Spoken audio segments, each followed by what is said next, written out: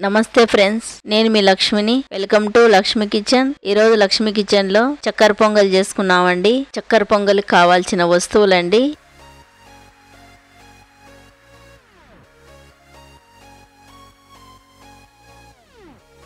ముందుగా gas on చేసుకున్నాం. On చేసుకున్న తర్వాత బాండిల్ని పెట్టుకున్నామండి. ఒక కప్పు పెసరపప్పు తీసుకొని బాండిల్లో వేసుకున్నాం. చిన్న మంట పెట్టుకొని నిదానంగా దోరగా ఫ్రై చేసుకున్నామండి. ఈ పెసరపప్పు గోల్డ్ కలర్ వచ్చేంత వరకు ఫ్రై చేసుకోవాలండి.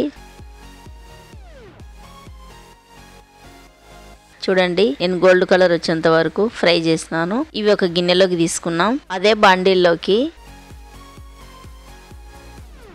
ఒక కప్పు నెయ్యి తీసుకున్నానండి. ఒక కప్పు నెయ్యి బాండిల్లో వేసుకున్నాం. నెయ్యి కరిగిన తర్వాత కొన్ని ఎండి కొబ్బరి ముక్కలు వేసుకున్నామండి. ఎండి కొబ్బరి ముక్కలను బాగా ఫ్రై చేసుకున్నామండి గోల్డ్ కలర్ వచ్చేంత వరకు. మన ఇంట్లో పచ్చి కొబ్బరి అంటే గినుక పచ్చి కొబ్బరి ముక్కలు వేసుకుంటే గినుక నెయ్యిలో బాగా ఫ్రై చేసుకొని చక్కెర పొంగల్ వేసుకుంటే చాలా టేస్ట్ వచ్చాదండి. పచ్చి కొబ్బరి అంటే గినుక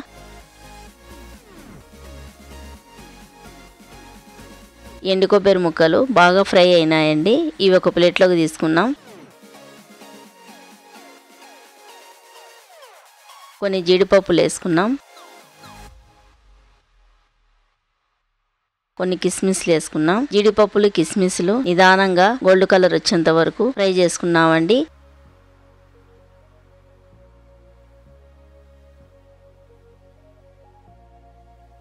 ఇవి కూడా ఒక ప్లేట్లోకి తీసుకున్నాం. గ్యాస్ ఆన్ చేసుకున్నామండి. గ్యాస్ మీద ఒక గిన్నె పెట్టుకున్నాం. గిన్నెలోకి ఒక కప్పు వాటర్ వేసుకున్నామండి. వాటర్ బాగా మరిగేటప్పుడు 1.5 కప్పు బెల్లం వేసుకున్నాం. మనం చేసే చక్కెర పొంగల్లోకి నేను పాత బెల్లం తీసుకున్నానండి. చాలా బాగుంటుందని. మీరు కావాలంటే గినుక కొత్త బెల్లంతో అయినా కూడా చక్కెర పొంగల్ చేయొచ్చండి. మనం చక్కెర పొంగల్ చేస్తున్నాం కదండి. 1/2 కప్పు చక్కెర వేసుకున్నాం. చక్కెర బెల్లం కరిగేంత వరకు నిదానంగా బాగా కరిగించుకున్నామండి. పాకం రావాల్సిన అవసరం లేదు. చక్కెర బెల్లం కరిగితే సరిపోతుంది. ఇక్కడ బాగా మరిగిపోతుంది అండి బెల్లం వాటరు. గ్యాస్ ఆఫ్ చేసుకుని వాటర్ ని కింది దింపుకున్నాం. 1 కప్పు నిండా రైస్ తీసుకున్నామండి. ఈ రైస్ 1 కప్పు నిండా బియ్యం తీసుకున్నామండి.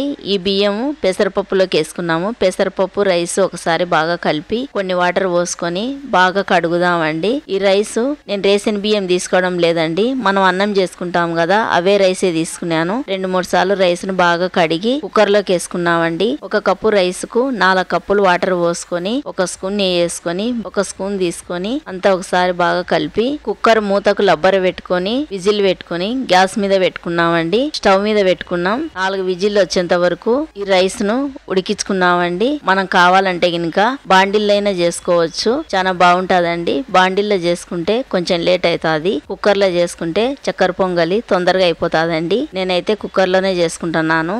4 విజిల్ల తర్వాత కుక్కర్ మూత తీసి చూచామండి. చూడండి, అన్నం బాగా ఉడికిపోయింది. వాటర్ ఏం లేవు అన్నంలో. 1 గంట తీసుకొని అన్నం మెతుకులు లెక్క కనిపించకుండా 1 గంట తీసుకొని గంటతో అన్నాన్ని బాగా మెదుపుదామండి. చూడండి, అన్నాన్ని బాగా మెదిపినాను. మనం ముందుగానే బెల్లం కరిగించి పెట్టుకున్నాం కదండి. ఆ బెల్లం వాటరు వడపోసుకున్నామండి. పీచులు ఏం లేకుండా వాటర్ అంతా పోసేసుకున్నాం. పోసుకున్న తర్వాత గంట తీసుకొని అంతా ఒకసారి బాగా కలుపుదామండి.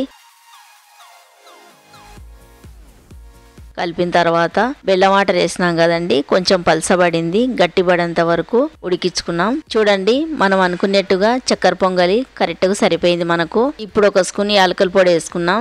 ఫ్రై చేసుకునే జీడిపప్పులు కొబ్బరి ముక్కలు కిస్మిస్లు వేసుకున్నాం. వేసుకున్న తర్వాత 1/2 కప్పు నెయ్యి వేసుకున్నామండి. నెయ్యి వేసుకున్న తర్వాత అంతా నెయ్యి చక్కెర పొంగలు కలిసేటట్టుగా బాగా కలుపుదామండి.